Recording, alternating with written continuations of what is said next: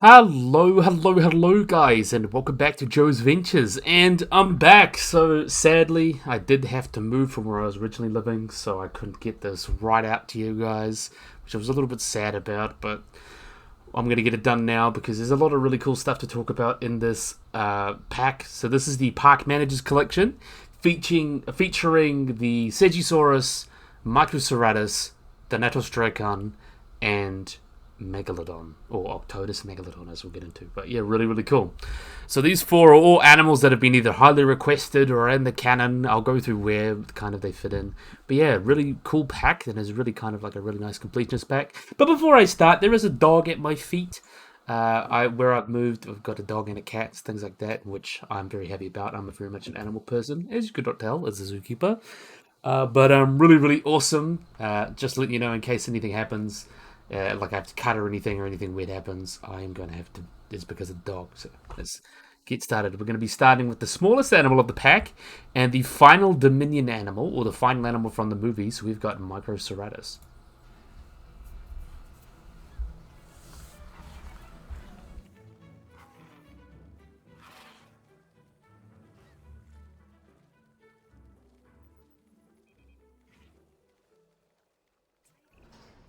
I've seen my fair share of ceratopsids, but not many of them compare to the Microceratus. Admittedly, yeah, there's a bit of a clue in the name, but I really didn't realize how small they are. With that said, they may well be cute, but that doesn't mean they're mute, because they're certainly, how should I put this? Communicative little critters. They're really cool. So we're going to have a look at these guys. I'll just pause it. So we can see, have a look at this wonderful little Microceratus. You can see there's the frontier colors, and there's a couple movie patterns. So this is the one that you saw like in Sauna in the flashback. Spoilers for Dominion, but in the flashback, this is the colors. It's like quite bright blue, and then you can see the other one. Where if I can find the other one, oh, here it is. This you can see another pattern here. It's got like the red and yellow with the stripes. But yeah, really awesome. So this is Microceratus. We'll pick one that looks really nice. We'll have a look at you since you're probably the prettiest to look at and probably the best to look at because you're not in the middle of everything. But yeah, this is Microceratus, which names mean small horn in Latin, and is the genus of small ceratopsians, so it is a relative of animals like Pachyrhinosaurus, Triceratops, Torosaurus, Centrosaurus, Sinoceratops, things like that. These guys, a lot of those really cool animals that lived in Asia in the Cretaceous. And you can see it walked on two legs, had short forearms, and had the characteristic ceratopsian frill and beak. So it's kind of like a hodgepodge of different features from later and earlier ceratopsians, which is really cool. And got to about 60 centimeters, or about 2 feet long. And it was one of the first ceratopsians, or horned dinosaurs known, hence it was why it was one of the smallest. And lived with animals like Psittacosaurus in Mongolia, so that's kind of like that age, about 90 million years ago. And its scientific name is Microceratus globenensis, I believe you say that. And there's also Microceratops, was also called, but also Asiaceratops as well. So there's a little bit of taxonomic history there. So type species is Microceratops globenensis, was first described by Bolin in 1953, and then there was another species called Cephaloden's, and then that was found to be Asiaceratops, but the first species, the generic name, was already occupied by a wasp species. Happens actually a lot more than you think in paleontology. Often people will name a dinosaur genus and then, it's actually an insect, so they have to rename it. And then, since then, a lot of the material had been referred to the genus Gracelaceratops, and then Microceratus was kind of the name that replaced it.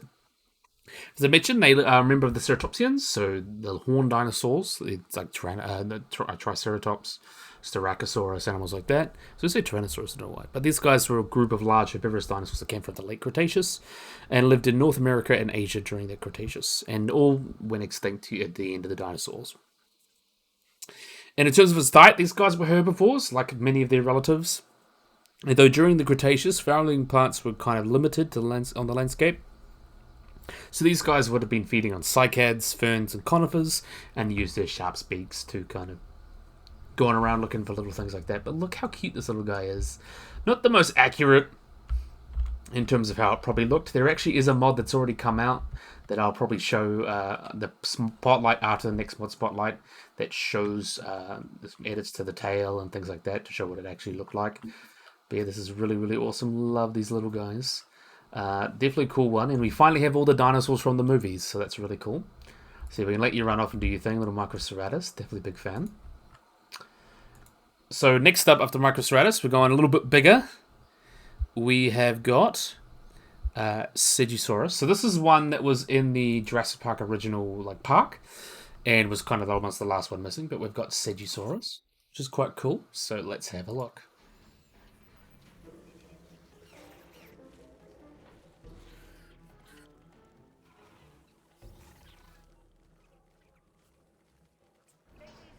Decades of scientific innovation have made this very moment possible. Paleocuration is rarely straightforward, but is always immensely rewarding, so it gives me great pleasure to welcome the Segisaurus. The Segisaurus, or however you want to say it, doesn't really matter, to be honest. But you can see this got a very 1993, old JP style.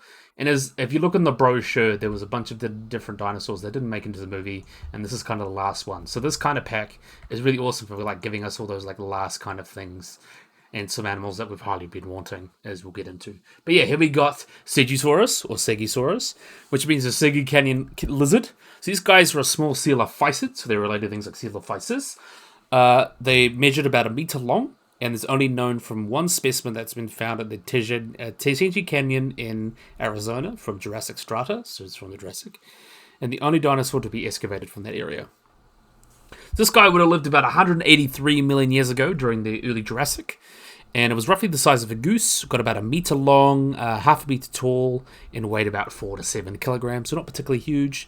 It was considered quite nimble and insectivorous, but may have scavenged on meat, so maybe just a small predator. It had a bird-like structure, that long neck and hollow bones, things like that, long forearms, things like that, and some adaptations actually quite similar to avians. But the only specimen that we have is a subadult, so we don't know how big they would have got in life as adults.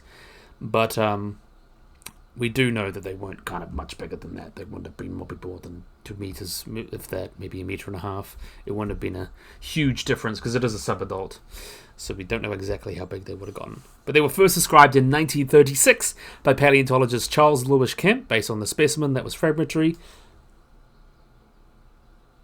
I'm just going to make... Oh, okay, good. They had portions of the limbs, pelvis, and vertebrae. Cranial material was not recovered, and then was ignored for the next half century, and then they kind of thought it had solid bones, but then it was like, oh no, these were filled in by rock, so it's actually not solid bone anymore, which is interesting. So they had hollow bones like other dinosaurs. And in terms of its relationship to other dinosaurs, it was very firmly put as a coelophysid, and it's believed to be a close relative of Procompsognathus, which is quite interesting.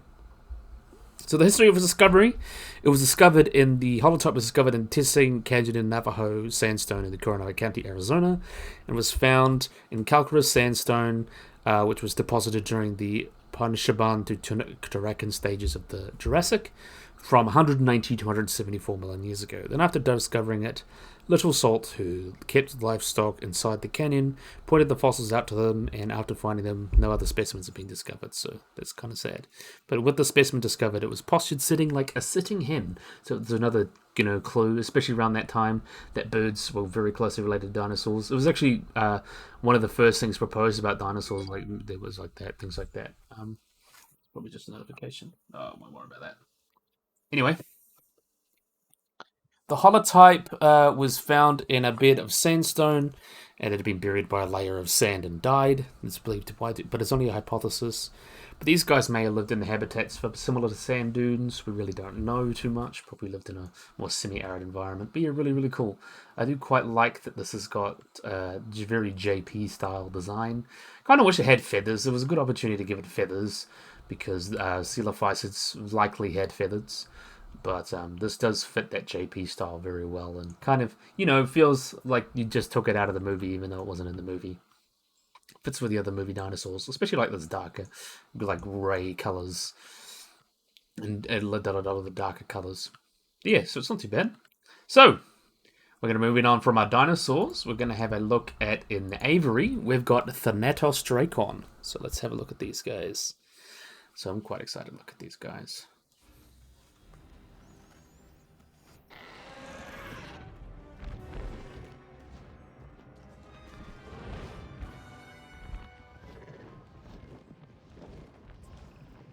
I've been trying to brush up on my Greek lately, and you know what? I think it's going pretty well. As soon as I heard we had a Thanatosdrakon, I was like, great, a dragon of death. And it slowly dawned on me what I just said. So, you're good to look after this one, right? I mean, I can't afford for this to end in tragedy. Alright, we'll pick one that's swimming, not swimming, flying in a good position. Let's see. We'll have a look at you. I like this. I like how you're sitting. Oh no, we'll have a look. Let's see at the other one. You're probably sitting a little bit better in the light. Yeah, there we are.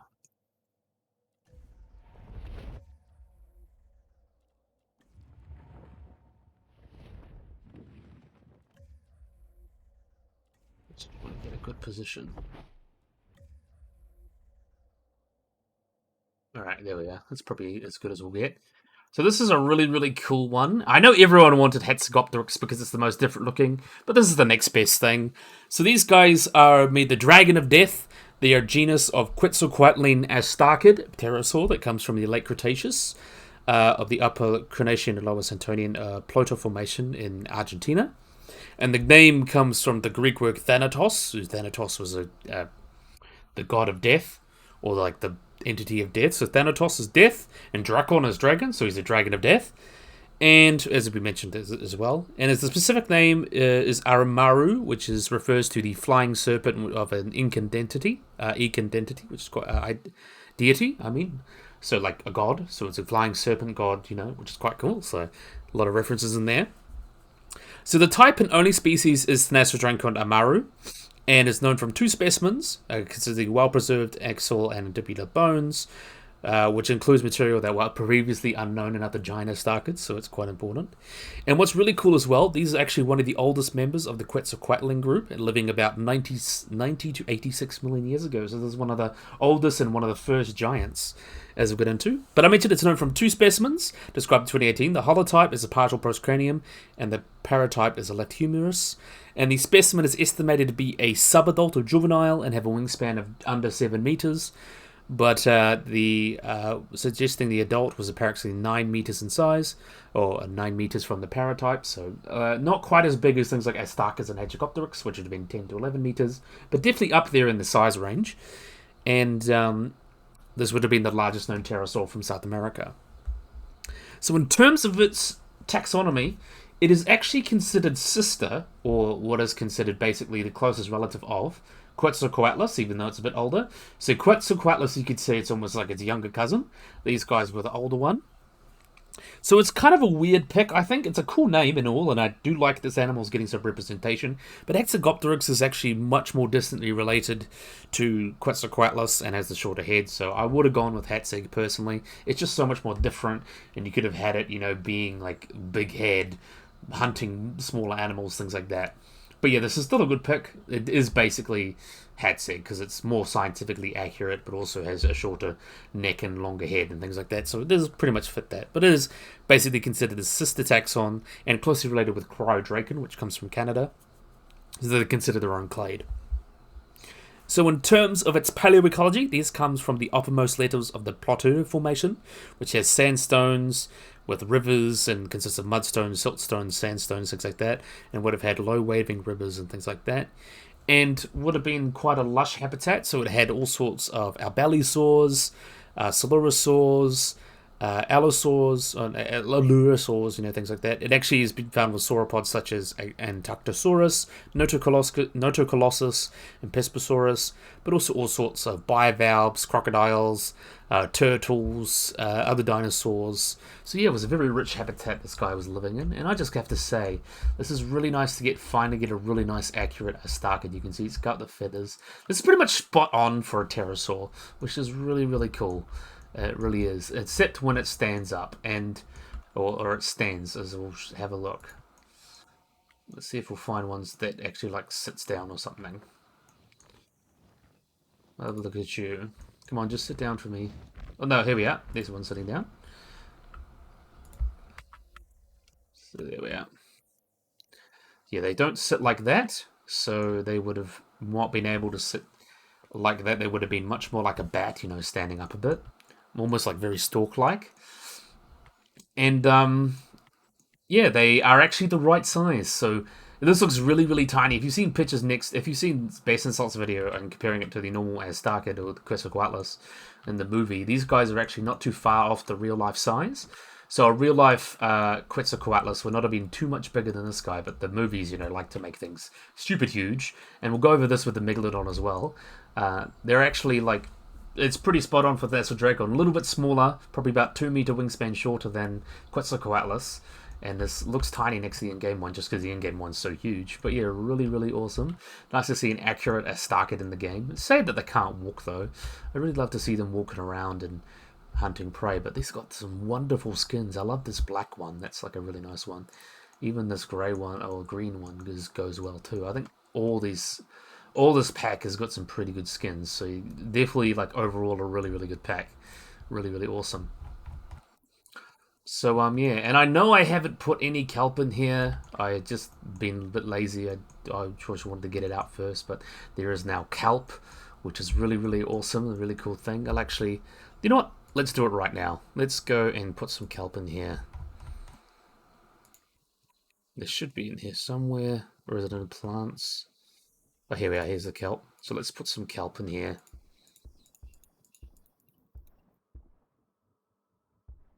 You watch me live plant it, because I want to have a look at the Megalodon with these kind of in there. It plus it gives an opportunity to talk about the pack. So yeah, it's really, really cool. And the free update comes with this kelp, as I mentioned, the kelp. And also a lagoon light that comes on land, so it's not really much change. You can just use that. But yeah, still really, really cool. Definitely a big fan of these kelp. Everyone's been asking for kelp. And the hitbox is not too big, so you can just place them all around. So yeah, you can see that's... Let's have a look at that. Look, that looks so good. Just adding that little bit made it look so good. Alright, so now we're going to have a look at our final animal. We've got Otodus Megalodon. And I'll get into why it should be called Otodus Megalodon and not just, Megalodon.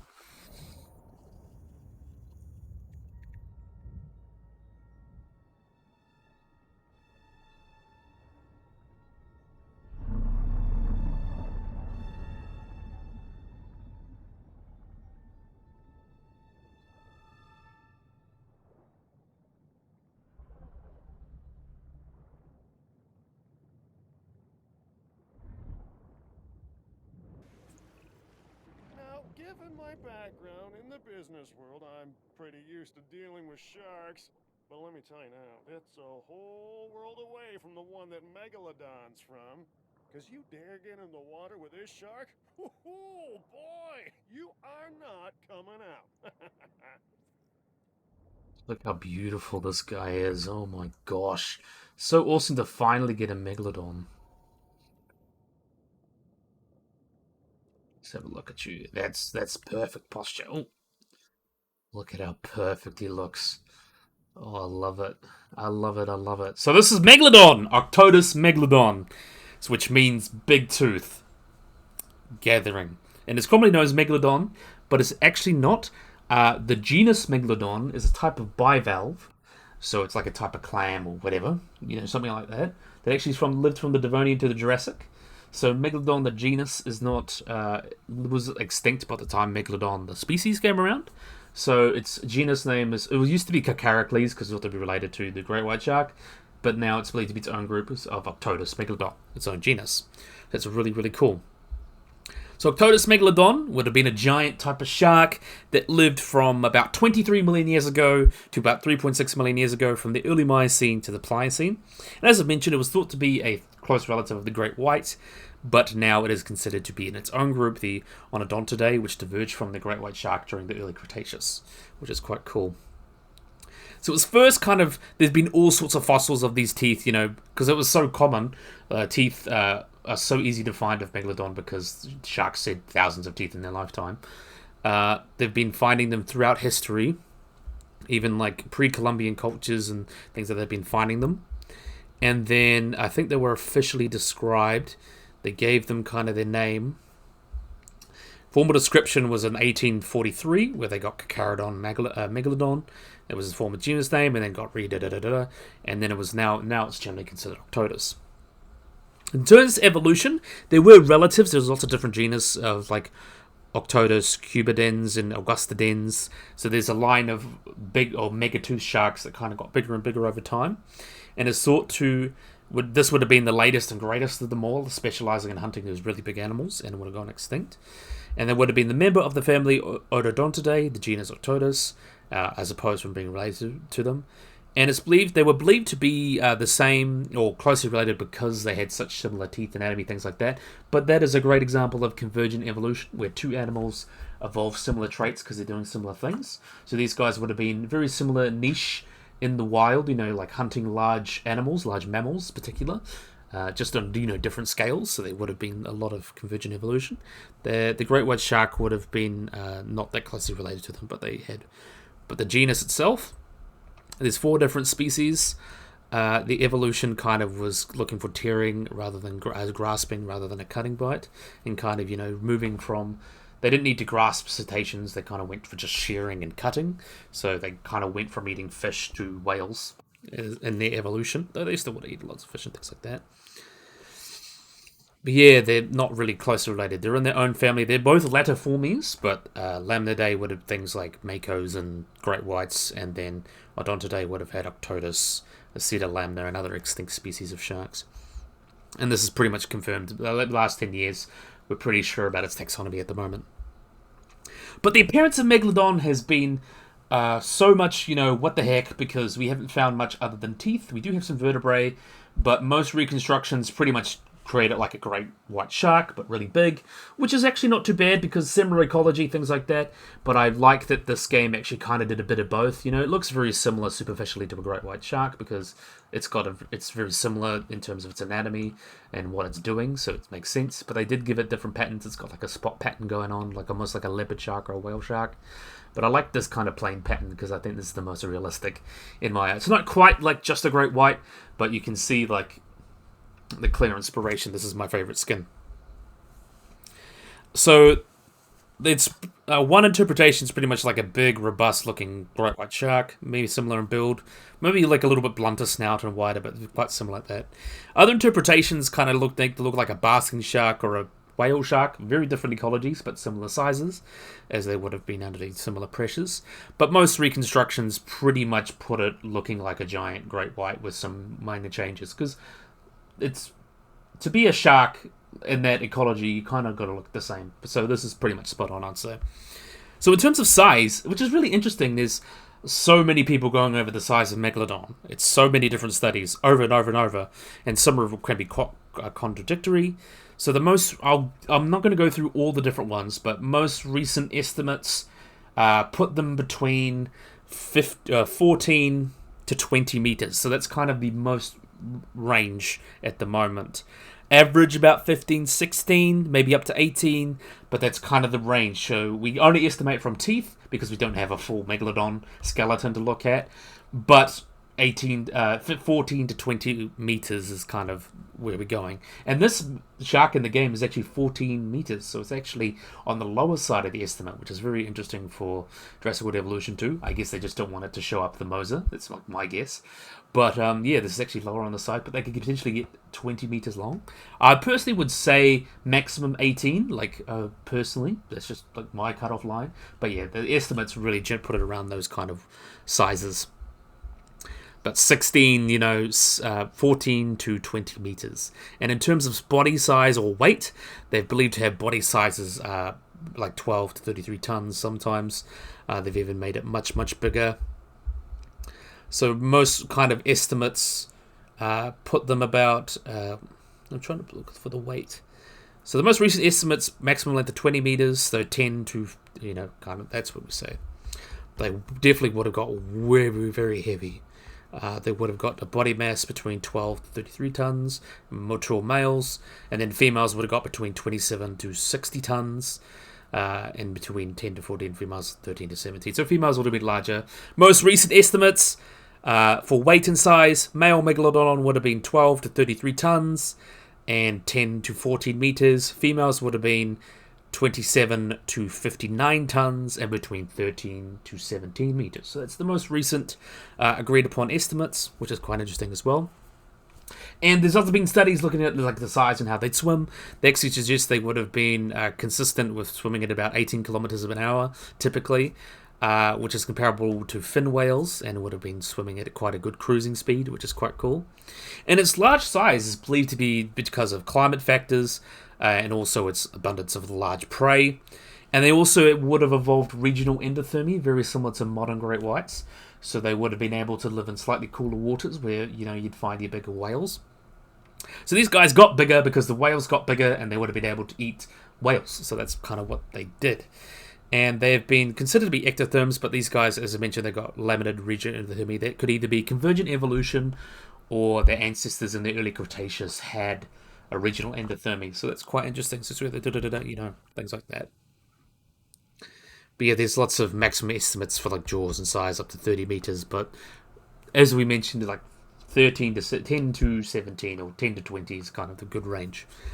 Its bite force, or its bites, the most common fossils are the teeth, because these guys are cartilaginous fish, so their bones don't preserve the same way like most dinosaurs do, because it's cartilage and not bone. It's very hard to find their skeletons, but we do find a lot of teeth, and they've been trying to estimate the bite force of them all. And they put the bite force between 108,000 to 182,000 newtons, which is interesting. And for comparison, the 18,000 newtons is for a largest confirmed great white, and 7,000 newtons is for the Thanathotheristes. So it's very, very much got the most powerful bite of any animal pretty much in history, which is really amazing. But yeah, it's really, really interesting. And this would have been great for hunting, whales and stuff like that. There would have been a lot of smaller species of whales like Thanathotheristes, but they would have been well adapted for hunting. And its terminal anatomy wouldn't have been too different. It's poorly preserved, but we believe it wouldn't have been too different from normal sharks. There's been some fossil vertebrae found, which is cool. We actually also found coprolites of a megalodon, which is very interesting. It had like a spiral valve, and indicating they would have had a corkscrew shape, and the intestines very similar to extant landiform sharks. So its insides and general anatomy would have been too different from modern great whites in that regard, which is quite cool. So in terms of its range and habitat, these guys were cosmopolitan, which means they lived everywhere. So basically, if there was an ocean, there was a megalodon in it, so you weren't safe. They were more common around subtropical to temperate latitudes, but you could find them a little bit higher because the world was a little bit warmer back then. They would have lived in very much all sorts of marine habitats, from, coastal lagoons and things like that, offshore environments, and would have not been abundant in offshore areas. So they would have lived offshore, move between coastal and waters. As we get into their life cycle, we actually know a little bit about Megalodon's life cycle.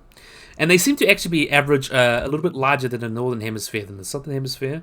The southern hemisphere than the northern, so they would have got a lot bigger in the southern hemisphere than the north. We don't know why. It just could have been sampling, whatever. But yeah, we know them everywhere. In terms of their prey relationships, these guys were generally opportunistic feeders, so they would have been eating anything they could get their mouths around. But fossil evidence, these guys would have been mainly feeding, very similar to how modern great whites feed, mainly on seals and dolphins, things like that. These guys would have been just doing that, but bigger. So they would have been eating dolphins, small whales, Thanathotheres, shark-toothed dolphins or squatodonts, sperm whales, rock whales, and bowhead whales. Then also eating seals, cetaceans, sea turtles, but would have also been eating smaller fish and other sharks. So mainly eating whales, but other fish as well. And the ecology has been appeared to vary within sharks and ages between sites. So younger sharks would have been eating smaller food, potentially fish, and then would have been eating more whales as they got bigger. Very similar to modern great whites in that regard. And some populations were particularly feeding on Thanathotheres, especially around Peru, which was a type of whale that got between 2.5 to 7 meters. So they would have been perfect snack for a megalodon. And though other areas would have been potentially eating, rather than large whales the same size, they could potentially take on a whale their size. But they probably wouldn't want to because that's dangerous, but they could potentially. And sometimes, as we know, juveniles likely had a diet that consisted much more of fish, very similar to modern modern great white sharks. Baby sharks tend to eat a lot more fish, and then once they get older and bigger, they'll transition to eating marine mammals. So Megalodon wasn't the only big bad thing in the oceans during the Pliocene and Miocene.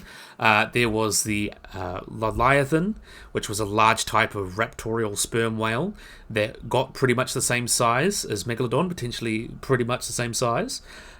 These guys would have been and also potentially social, so these would have been Megalodon's main competition in the ecosystem. And there were also other types of dolphins that were probably eaten young megalodons. We actually have evidence of young megalodons that were probably eaten by great hammerheads in lagoons where the mothers would have gone to give them birth. So these guys potentially would have been eaten by great hammerheads, which is quite interesting. And the Leviathan would have gone extinct probably about the late Miocene and the Pliocene. There would have been early relative of the orca kind of took over and became that big predator. But then Megalodon would have also likely been quite cannibalistic and eaten, baby megs, Yeah, there's a lot of research into their feeding strategies. They very likely could have hunted like great whites is shown. They would have had different hunting strategies as well. There's been remains of like 9-meter whales that have been eaten by great megalodons. So it showed they would have been eating things like they would have kind of rammed them and tried to bite into them. They were rammed and then you would have got compression fractions, things like that.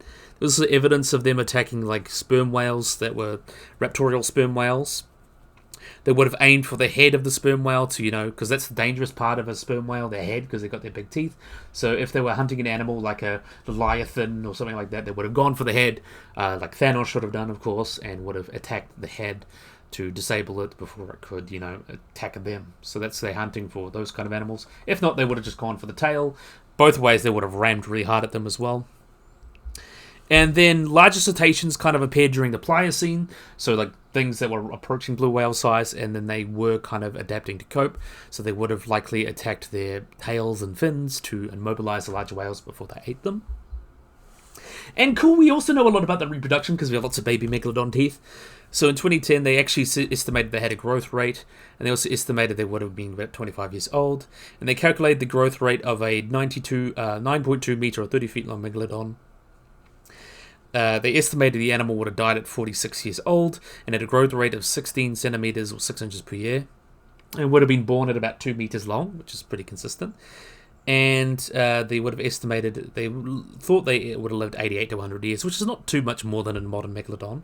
And this 46-year individual was actually about 16 meters, and they claimed the size would have been just like only based on the vertebrae, but potentially would have had a similar lifespan to modern great white sharks, which will live well up to 70, 80 years, so that's pretty realistic, I think. But also, like Megalodon, they would have used nurseries and warm coastal environments to give birth in, and already as babies they would have born. Infant Megalodons would have already been like 11 feet long, which is interesting, but they were vulnerable from predation, as I mentioned, the snaggletooth shark and the great hammerhead shark. And like, as I mentioned, young Megalodons would have preyed on things like sea turtles, dugongs, small cetaceans, and fish, but as they got bigger, they would have started to eat large whales. There is an exceptional case, though, of a juvenile Megalodon attacking a 4 to 7 meter long Pliocene shark, attacking ancestral blue or humpback whale. So these guys may have just attacked, a big whale occasionally, got really bold, but really, really cool. But now we're going to talk about their extinction.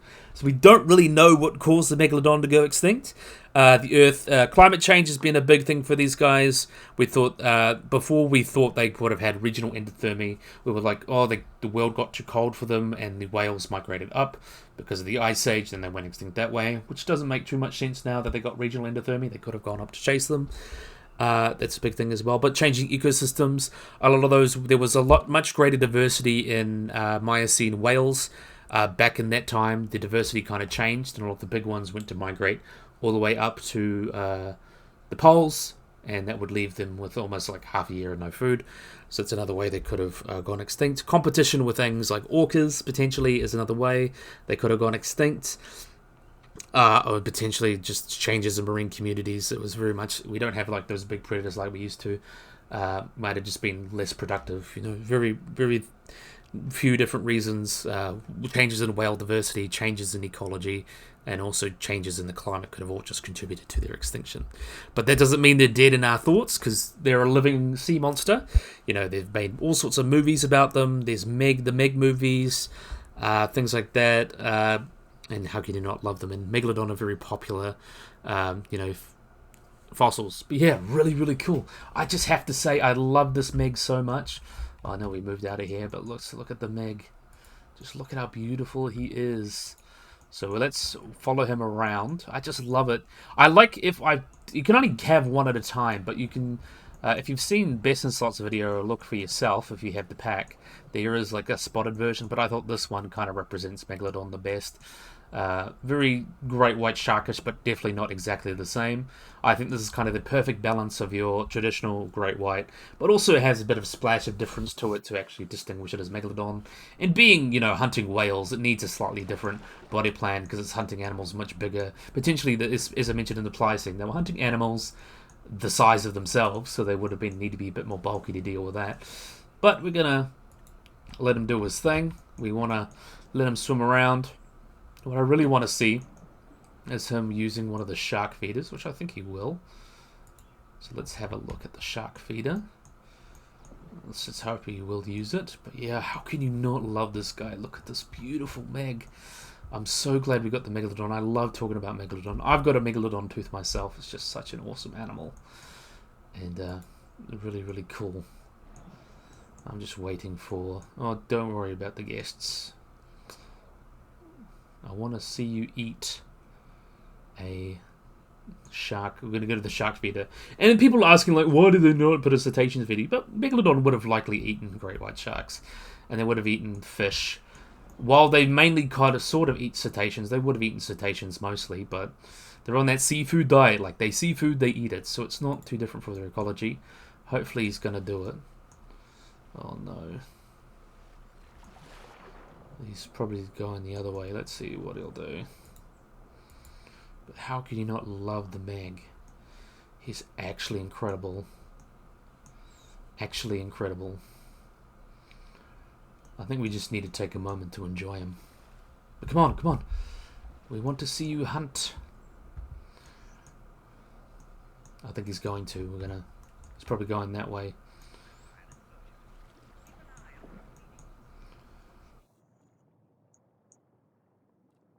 Come on, buddy.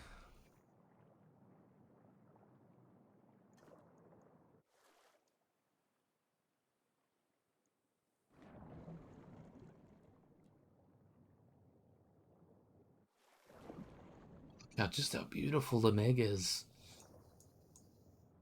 Come on, do it, do it, do it, do it. And I love these kelp. I'm just going to take a moment to talk about the kelp again. It really just makes the environment looks so much more full. Instead of all these little things at the bottom, it just adds a lot of height to it. Nowhere near as kind of packed, or I wouldn't say packed, but nowhere near as barren as it looked before. It just adds a little bit of height to everything. It really does. It is an awesome pack. I'm definitely a big fan of what's happened here. I think he's actually going to do it. He's going to do it. Come on, do it, do it, do it for me. Let's have a look at this. He's going to do it, I reckon. Come on, come on. Might go around to do it. Alright, so I think he's going to go for it. We're just going to watch it from this angle, because how can you not? So let's go in camera mode. Play. Oh my gosh. How awesome is that? And he eats it, and he's off. So yeah, that's the Megalodon animation. You can have a look at, of course, the other videos, like Best in Slot made and everything, showing off the animations. But I like to differentiate myself from other YouTubers by actually talking about a lot of the science that goes within Megalodon. But yeah, really within these games. But yeah, really, really awesome. Do love this pack. Got a highly requested animal. Got some really nice variety in the game that we desperately needed, and got some more canon animals. So definitely a good pack in my opinion. So yeah, I really, really, really hope you guys have enjoyed this video. Hope you guys like and subscribe. Always remember to hit the little bell icon to get notified below anything. So yeah, if you guys enjoyed this video, hope you guys like and subscribe, and bye-bye.